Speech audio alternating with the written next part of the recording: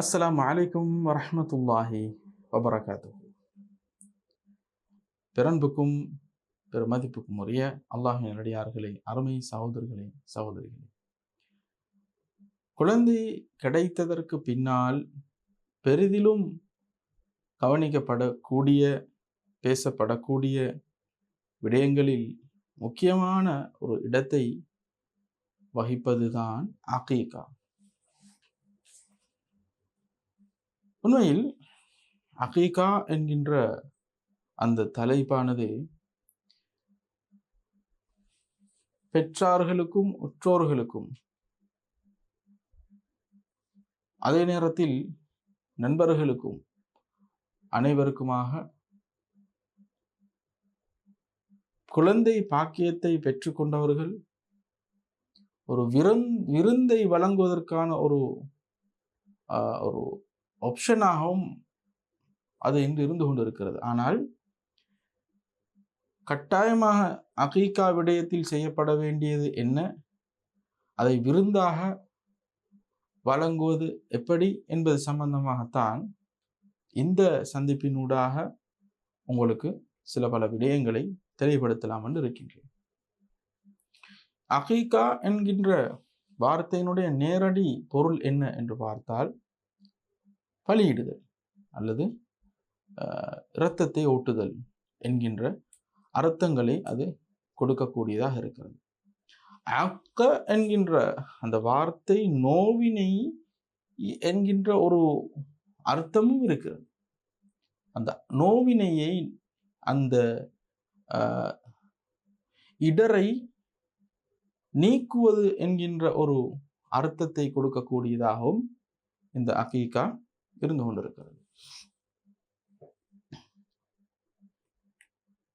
குறிப்பாக இது குழந்தை கிடைத்ததிலிருந்து 7வது நாள், குழந்தை கிடைத்த நாளிலிருந்து 7 நாள் கழிந்ததற்கு பின்னால் அதனுடைய 7வது நாள் கொடுக்கப்படுகின்ற ஒரு அதாவது செய்யப்படுகின்ற ஒரு நுசுக், ஒரு இறை வழிகாட்டலே அகீகாவாக இருந்து கொண்டிருக்கிறது. அல்லாஹ்வின் தூதர் ஸல்லல்லாஹு அலைஹி வஸல்லம் அவர்கள் அகீகா சம்பந்தமாக வினவப்பட்டார்கள். அகீகா என்கின்ற பொழுது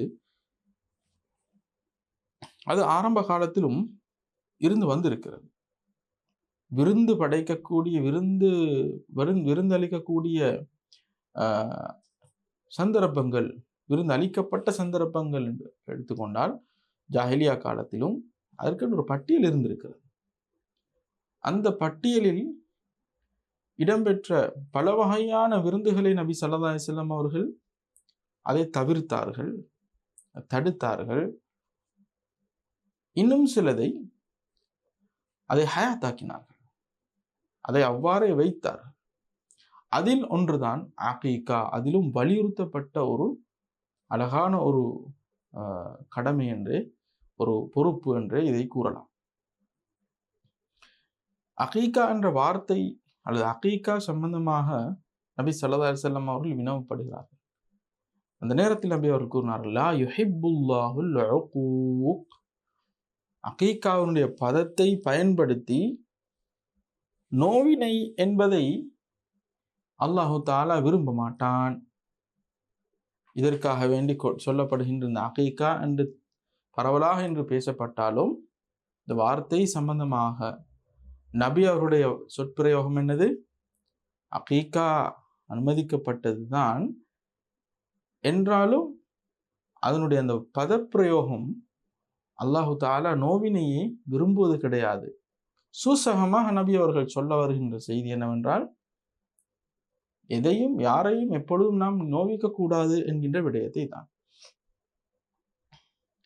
மேலும் நபி அவர்கள் கூறினார்கள், மன் வுலித லஹு வலதுன் ஃபஅஹப்ப அய்யன்சுக அன்ஹு ஃபல்யன்சுக் அனில் குலாமி ஷாத்தான் முகாஃபிஅதான் வ அனில் ஜாரியா ஷா. எவர் ஒருவருக்கு குழந்தை கிடைத்து அவர் அதனுடைய கிரியைகளை நிறைவேற்ற விரும்புகிறாரோ அவர் ஆண் குழந்தைக்கு 2 ஆடுகள், பெண் குழந்தைக்கு 1 ஆடு என்ற அடிப்படையில், ஆட்டில் எந்த வகையான ஆட்டையும் அறுக்கலாம்.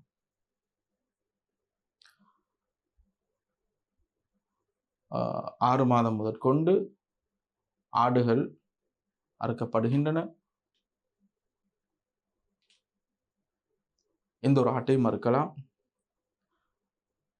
மேலும் சிறிய ஆடுகள், குட்டிகள் இவைகளை தவிர்த்து வளர்ந்த ஒரு ஆட்டை அறுப்பது பற்றி நபி ஸல்லல்லாஹு அலைஹி வஸல்லம் அவர்கள் வழிகாட்டியிருக்கிறார்கள். இந்த ஹதீஸிலும் அது பற்றி குறிப்பிடப்படுகிறது. நபி ஸல்லல்லாஹு அலைஹி வஸல்லம் அவர்கள் வினவப்படுகிறார்கள், அறுக்கப்படுகின்ற ஆடு, அதற்கு குட்டி ஆடுகளும் இருந்தால் அந்த நேரத்தில் அதை அறுக்கலாமா என்கின்ற நேரத்தில் நபி அவர்கள் கூறினார்கள், வல்ஃபரஉ ஹக்கும் வஅன் தத்ருகுஹு ஹத்தா யகூன பக்ரன் ஷுஹ்ஸுப்பன் இப்ன மிஹாதின் வப்ன லபூனின் ஃபதுஅதியஹு அர்மிலா அவ் தஹ்மிலஹு அலைஹி ஃபீ சபீலில்லாஹி கைருன் மின் அன் தத்பஹஹு. குட்டி ஆட்டை கன்றை அறுத்துவிட்டு, அதாவது மிகவும் சிறிய ஆடு, அந்த ஆடு அவைகளை அறுத்துவிட்டு அந்த ஆட்டினூடாக பெற்றுக்கொள்ள முடியுமான பல நன்மைகளுக்கான வாய்ப்புகளை இழப்பதை விட அதை விட்டு விடுவதே நல்லது. அதை அறுத்து சமைக்க போனாலும் அது சட்டியில் ஒட்டி கொள்ளும் அளவுக்கு அந்த ஆடு, அதாவது பால் கறக்கின்ற, அதனுடைய தாய் ஆட்டில் பால் கறக்கின்ற அந்த சட்டியில் வைத்து சமைக்கக்கூடிய அளவில் தான் அதனுடைய அளவில் இருக்கும் என்பன போன்ற வழிகாட்டல்களை நபி அவர்கள் கூறுகிறார். இந்த ஹதீஸ் அபூதாவுத் கிரந்தத்தில் பதிவு செய்யப்பட்டிருக்கிறது. அப்துல்லாஹ் இப்னு அம்ர் ரலியல்லாஹு அன்ஹு அவர்கள் இதை அறிவிக்கிறார்.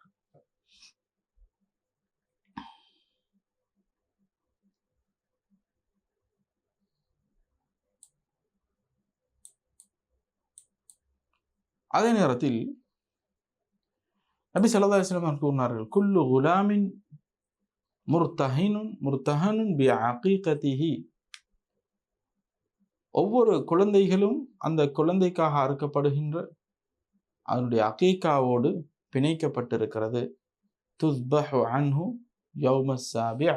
7வது நாள் அறுக்கப்பட்டு தலைமுடி மலிக்கப்பட்டு பெயர் சூட்டப்படுகின்ற இந்த விடயங்களோடு பிள்ளைகள் பிணைக்கப்பட்டிருக்கிறார்கள் என்கின்ற வழிகாட்டலை நபி ஸல்லல்லாஹு அலைஹி வஸல்லம் அவர்கள் குறிப்பிடுகிறார்.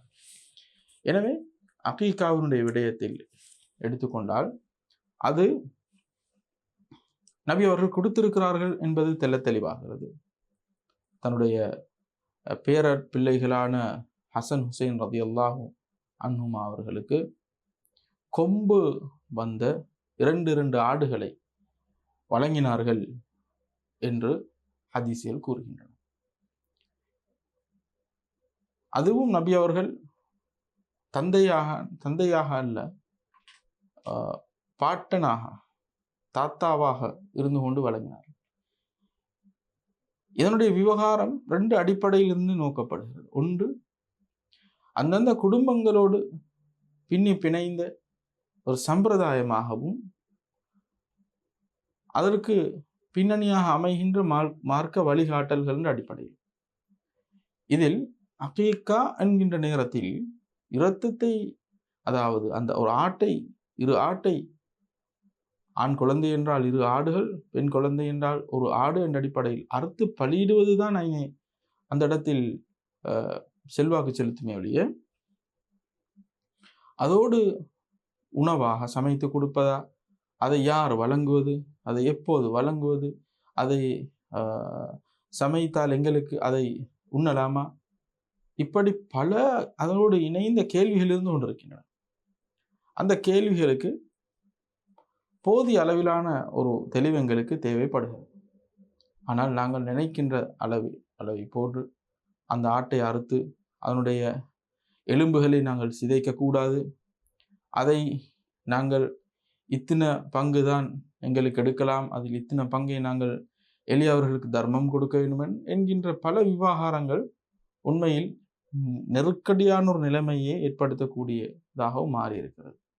நபி அவருடைய வழிகாட்டல் இந்த இடத்தில் அதனுடைய ஆட்டை அறுத்து விட்டால் அத்துடன் குழந்தைக்குரிய அந்த கடமை நீங்குகிறது.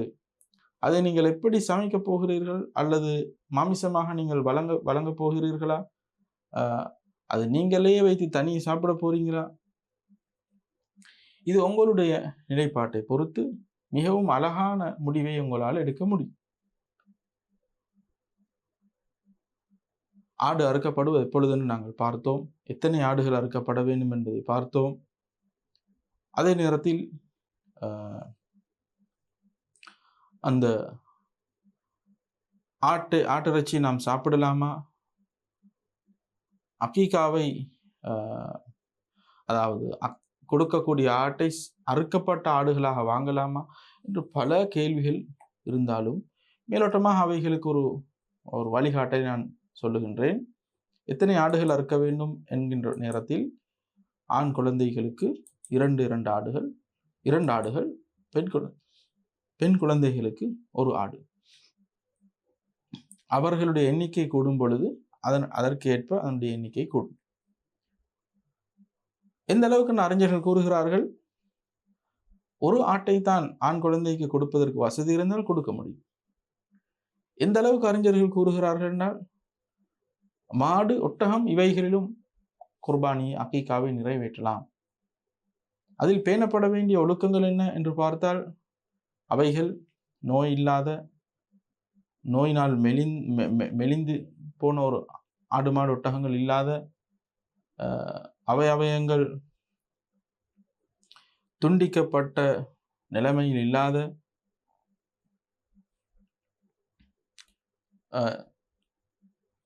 பார்ப்பவர்களுக்கு ஒரு ஈர்ப்பை ஏற்படுத்தக்கூடிய